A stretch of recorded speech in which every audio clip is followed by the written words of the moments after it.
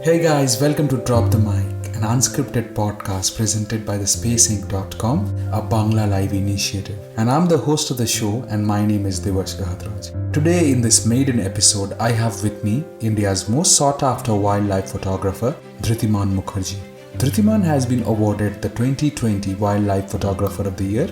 And today, we shall talk about his life experiences and we shall get to know how he picked up the lenses and jumped into the jungle. His work has been featured in BBC, National Geographic magazine, Sanctuary Asia, and the New York Times. So without further ado, let's begin the conversation. Drop the Mic, an unscripted podcast hosted by Diwash Gahatraj.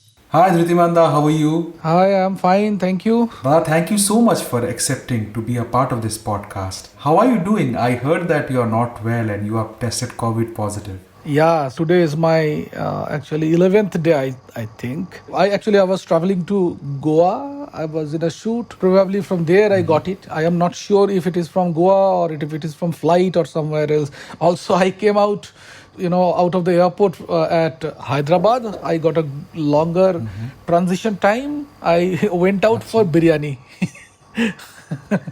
Okay. Yeah. So I may got COVID from there also. I'm not sure, but I got it. But I'm fine. I'm fine now. You're fine. You are in a home quarantine now? Oh, not home actually. I'm in a hotel now. Nada, you are the winner of the Wildlife Photographer 2020, which has been given by the prestigious London's Natural History Museum. So firstly, congratulations for winning the title. How did you feel when it was announced? Thank you. But if you say winner, so winner is a title word. I mean, it's a technical word, but I'm not the winner. I got highly commended in BBC Wildlife Photographer of the Year. If you ask me the feeling, it's fun. So I don't endorse any kind of competitions actually. So it is always fun for me because you cannot compare two images or there is no parameter. You can't say that this image is better than other. Yeah, so talking about the picture, so since it's a podcast and people are listening to this podcast, so I would like to give the listeners a brief idea that what was the picture about. So this picture was of a gharial with numerous hatchlings on its back. And I think it was shot in Chambal, in the sanctuary of Chambal. Yeah. How did you capture the shot? Well, I was there actually during breeding season, and that was June 2017. Generally, males are very much territorial, and one male maintains like 7-8 females. So this photo is, of course, of a male gharial actually guarding the babies, and those babies are from 7-8 females. And during this time, the gharials are very shy animal, very very shy, and they just go away whenever they see any kind of threat or presence of human being or anything. But during the breeding season, they become very aggressive, especially the males. They don't escape actually. So in fact, it's reverse. If you are nearby, they try to charge. So I was actually photographing this the behavior of the male, how the male guards the babies and how females behave during that period. So I spent actually 3-4 days there, from morning to evening, observing them, and it's a very slow process. So when I do photography, there is no expectation of getting image. It is more about like observing, and sometimes I click, and it's a very slow knowledge gaining process. So when I'm there, I become very happy to see all these things, and I try to know what is happening around, and slowly I click. So I took that photo in this process, the same process, like 3-4 days sitting there comfortably. The gharial was comfortable, and it was guarding 150 babies were there around. I counted. I got several shots actually. So I was trying some underwater also. So I got some shot. You got a drone shot as well, no? I got a drone shot as well, yes. So this photo is like telling a story, talking about some natural history, behavior, the situation. That is important. I can't say a photo a winner because when we do photography, that is the the evolution of thought process. What I was telling, that when we do photography, I don't try to be better than others. That is not my goal, because it is not possible when you cannot compare two images because there is no parameter. So no image can be better than other. All images are unique and different. We are here to contribute in the natural history, in the science, or creating awareness among the people. That's the goal. There is no comparison, there is no competition here. So that is very important, the point I want to share. So very well said, very well said. Dhritiman, do you remember your first camera? My first camera was a Vivitar, but it was like for 2 weeks I used it, and then I changed it to Pentax K1000, and that I used for 2 years, and then I shifted to Nikon. That is in 2009. From 2009 to 2018, I was in Nikon, and from 18 I shifted to Sony actually. Okay.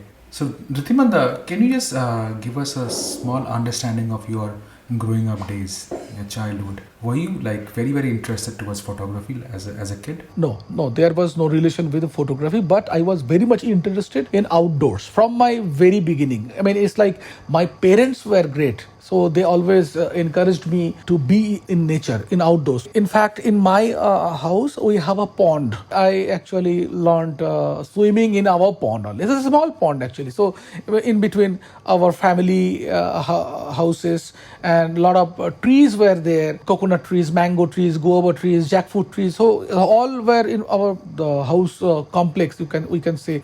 So where was this? It was in Barashat actually. So now it is very crowded, but that time I'm talking about 1984, 5, 6.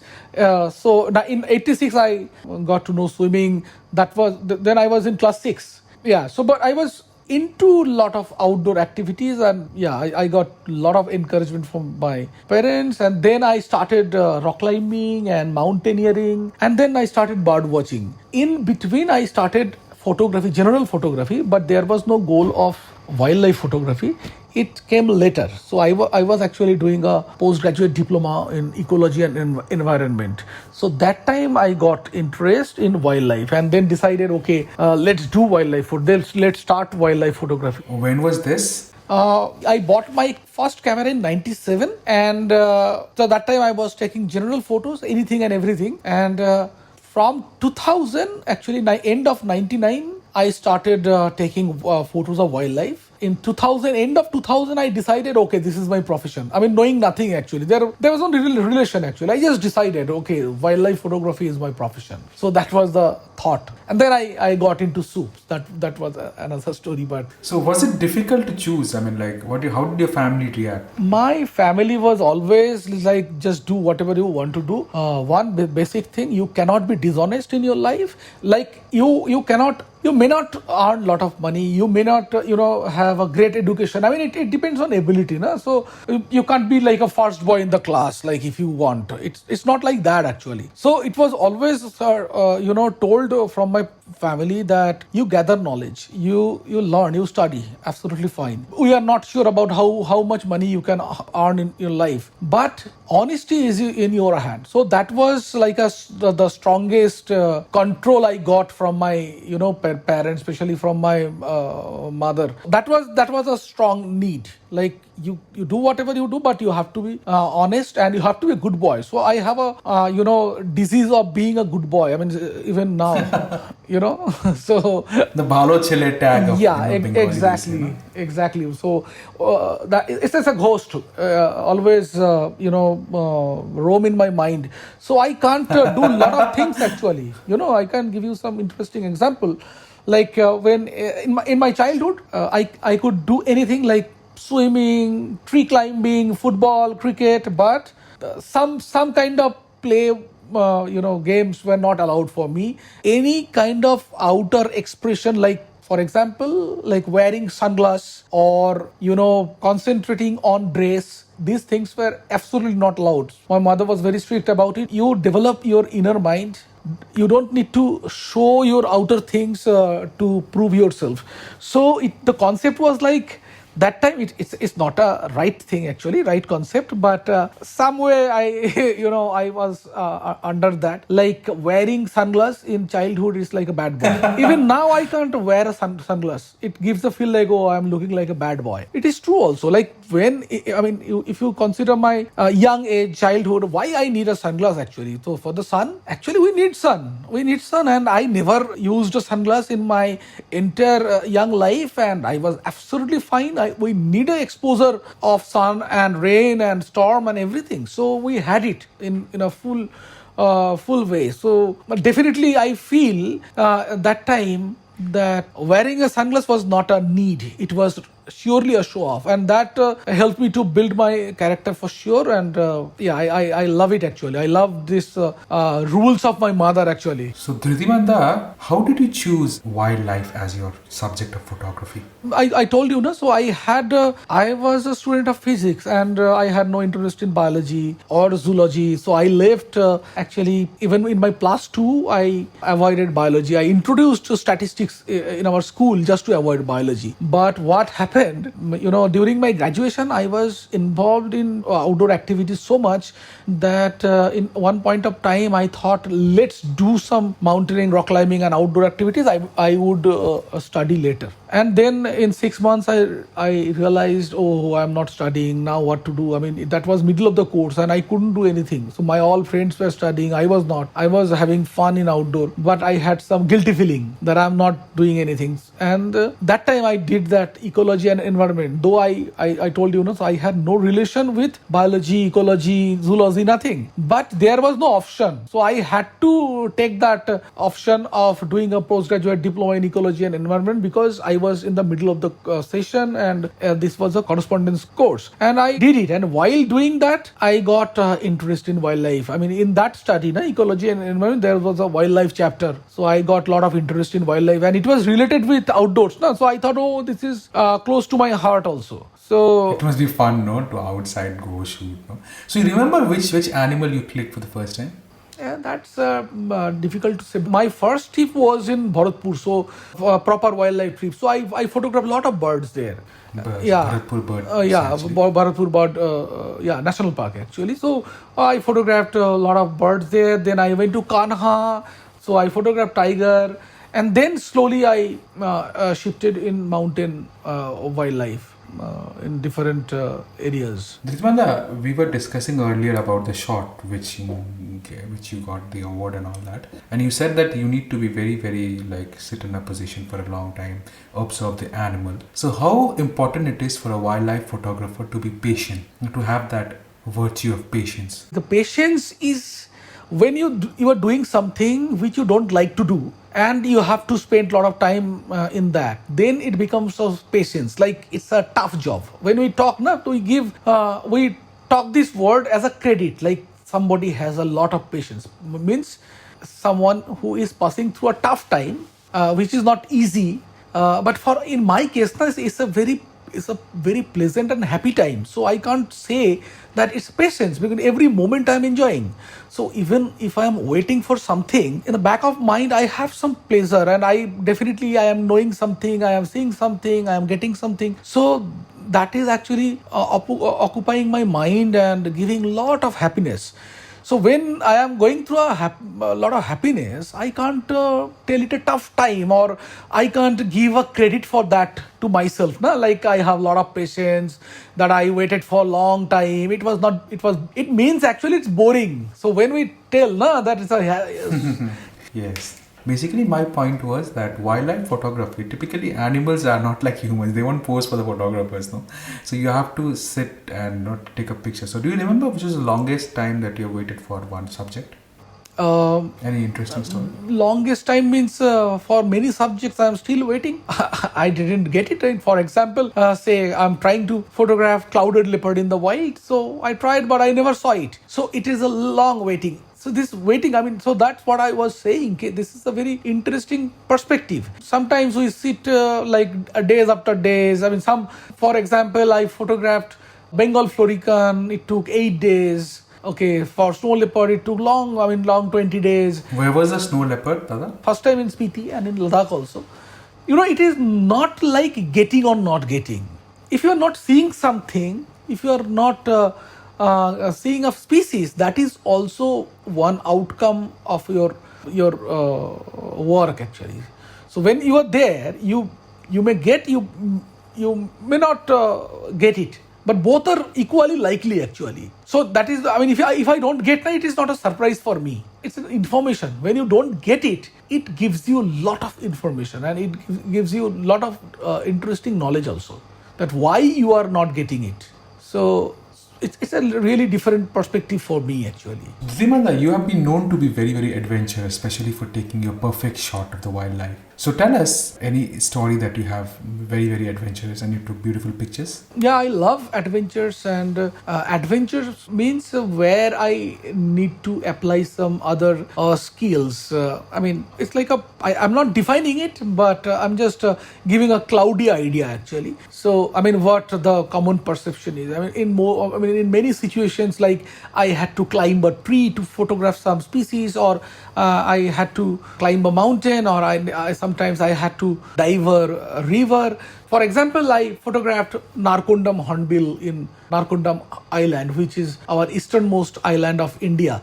This hornbill species only found in that island, that tiny island. Nowhere in the world you can see the species. So to get a right perspective, I had to climb a tree and spend time on the top of the tree in between the branches, and I took some shots, and I had to fix a rope also, hanging in the rope. I clicked nesting hornbills. Sometimes I had to dive under frozen river, like I walked in frozen Zanskar, frozen Indus, and then sometimes I dived in the ocean. I climbed volcanoes in Congo. So I did these things, but in one perspective it is adventure, because it is not like the activities we had to do don't match with our daily activities. Otherwise there is another perspective also. Like if you want to photograph the ecosystem under frozen Zanskar. Okay, so you have to be under frozen Zanskar to know that actually. It's a need. I mean, it's not like just to do some ice diving, you are doing it. I mean, you can have one approach that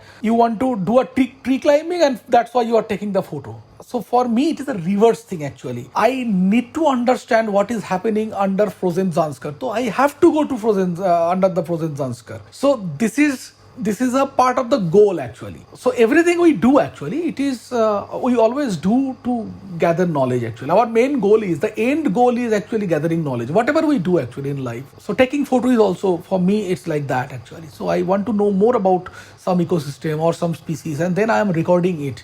Why I'm recording it? So I get to know something, and then I can share with some people that, okay, so see these are happening here. So that way. Have you come up with any book? I have a book which is called Magical Biodiversity of India. So actually me and Dr. Asad Rahmani, together we did the book, and this book is on the entire biodiversity of India, as I worked in all the states in India, in all kind of habitat and ecosystem.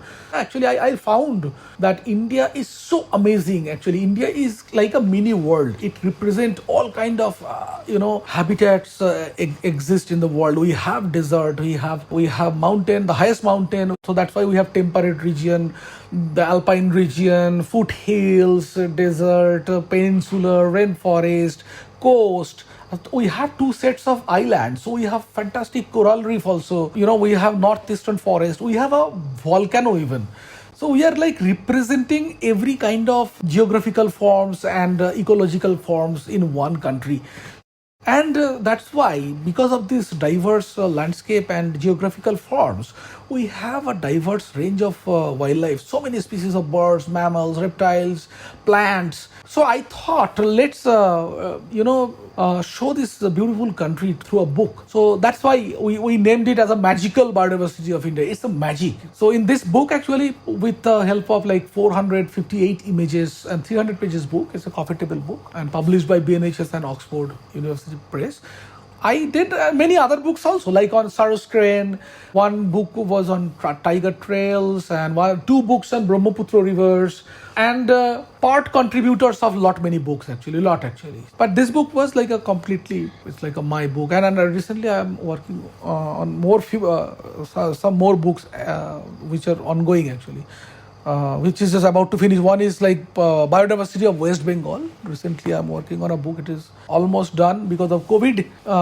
It's get delayed. Otherwise, it's happening. If there was no COVID situation and no lockdown, where would you have been at this point of time right now? Actually, I had a lot of programs which got cancelled. I was supposed to be in Australia. My Maldives program cancelled. My Japan program cancelled. And then in India, I had a lot of programs. But one good thing was during the COVID, I got a chance to stay with my parents, which was a long overdue. It's like I was trying to stay with my parents for last 20 years. I wanted to stay just for 7 days in last 20 years, which never happened. So I never stayed more than 5 consecutive days in my home in last 20 years. So finally, because of COVID, I got a chance to stay for 120 days at a stretch. So which is a big time record for not even 20 years, maybe for 30 years. Yeah.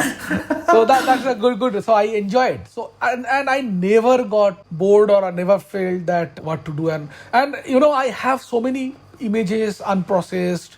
So I processed like at least 2,000 images in this video, and I still have like 20,000 images to process. I don't get time now because my trip is like continuous process. It's a 20 years of continuous process, one after another. So if I don't process some images in one trip, it goes in, all the photos actually go into the queue and it never get done. So that also I did during this COVID period. So I got a good time actually. So got a chance to stay. You have a very envious life. Like I would envy your life. My vacation is your job. You can, it is actually. So fundamental things I told you in the beginning that I can't do anything which doesn't give me happiness. You can think that whatever I'm doing, I am getting happiness. So that's why I am doing it. Yeah, so it's full of happiness always. This life is definitely good. Wow. Dhritiman, yeah. Tell us about the 2018 expedition, the project which you did. Siang River Basin in Arunachal Pradesh with a group of scientists. Yeah. That was very interesting actually. So me, Dr. Manoj Nair, Dr. Bivash Pandav, Dr. Avijit Das, Dr. Navendu Page and Vivek.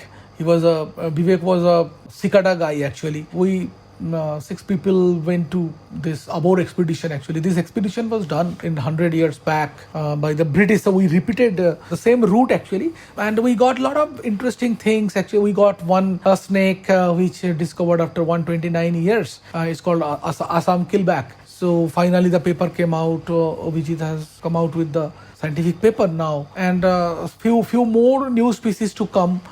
We got there. We got a chance to be in Mouling National Park, which is also a very unvisited area. So it was a 1 month long expedition, and actually the idea came when I was in a talk in WII, and that time we were talking together, and then I proposed that in India we don't do multi-taxa expedition. So I told them let's do a multi-taxa expedition and in a interesting area, and that how it started. And we planned it like in 2017 January, and finally it happened in October 2018. We got a lot of new stuff and got to know about new species too. I love to do more expeditions like that. Hopefully in future we can do something like that. What is your idea, especially with the technicalities of photography? Is it a better well-equipped zoom and camera, or?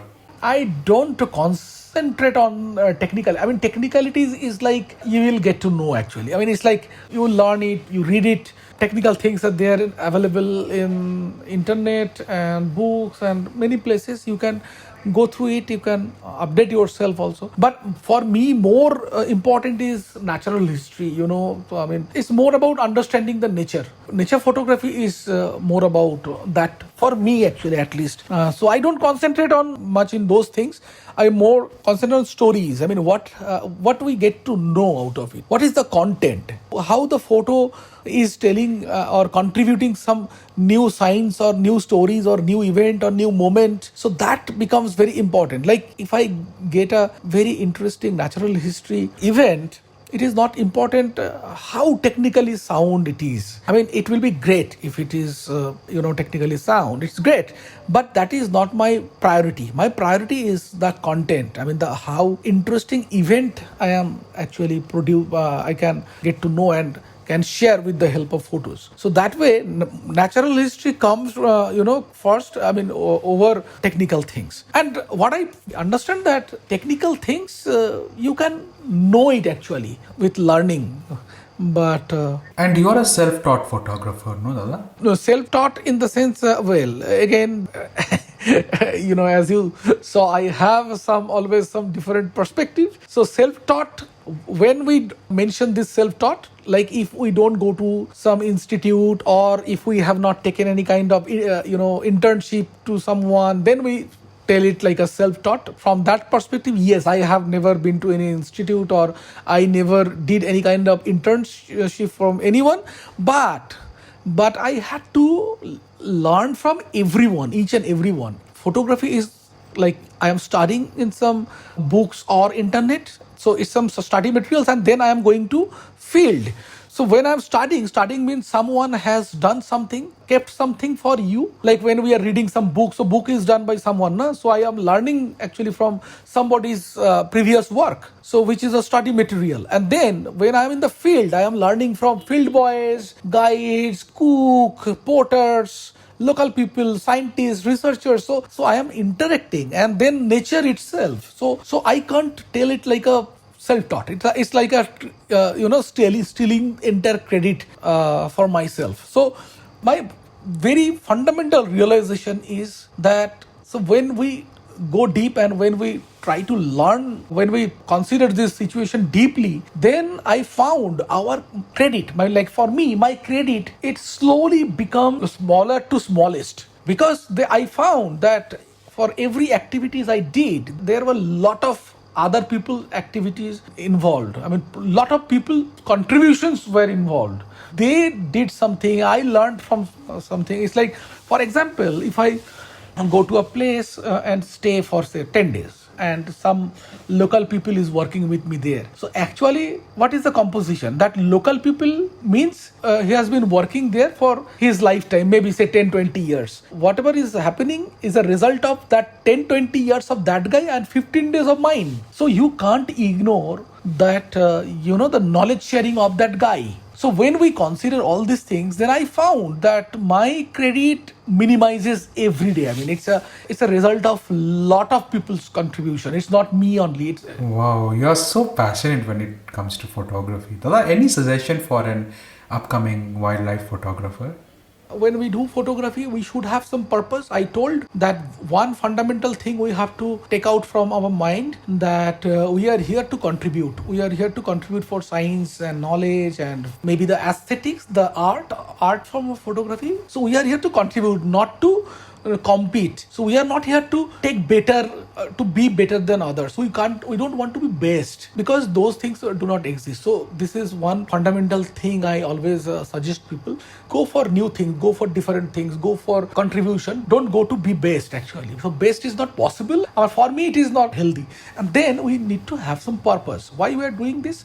So that this purpose is like the contribution. So it contributes, like it creates awareness, it creates consciousness, it provides a lot of new things to the science, and it helps conservation. And so like for me, the very important goal is to connect people with the natural world with the help of these photographs. So connect whom? The people who are disconnected, who are not connected. Na? So when I can connect a disconnected people, that means I am adding more and more people into a lobby which is actually in favor of our natural world. So this connecting people is very important for me.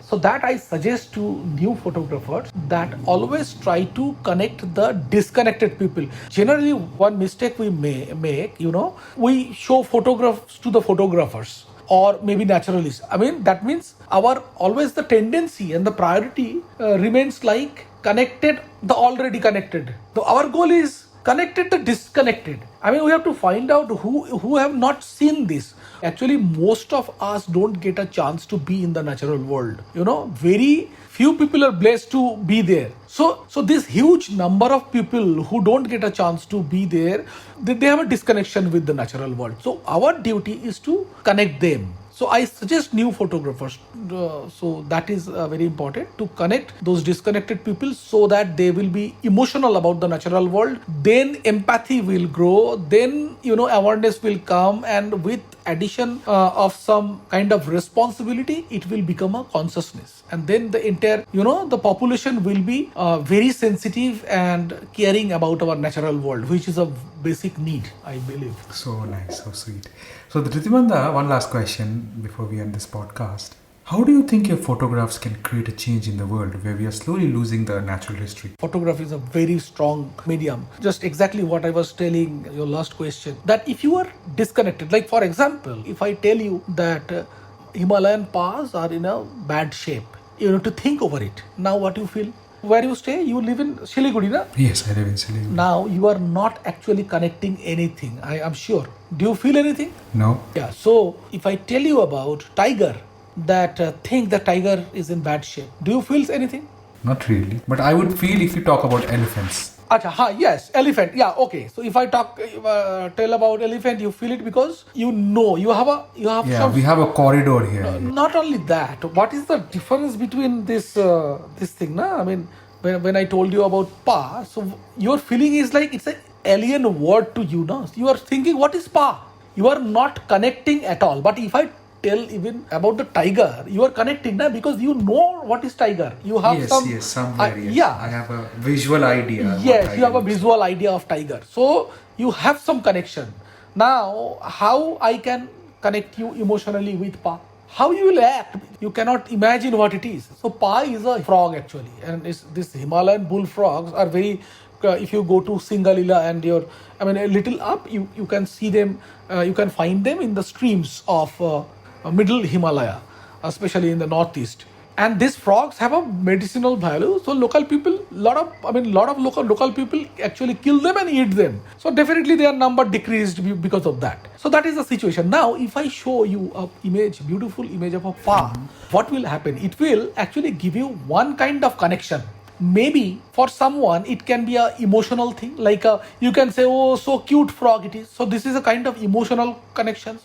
Or someone who is interested in science, and if I show some image of like a frog living in the stream, beautiful stream in a habitat, so maybe that guy can connect with the image scientifically. It's like he came to know, okay, so this is one frog, it lives in this environment. If we show the image, it will some way build a connection either emotionally or scientifically, or it may trigger some question in your mind. So this is the role of photos, the strongest role, because it connects. As long as it is not connecting, you cannot be conscious about your natural world. No? So first you get a connection, then you get some interest when the connection happens. Maybe it's emotional. I mean, for mass, of course it is emotional.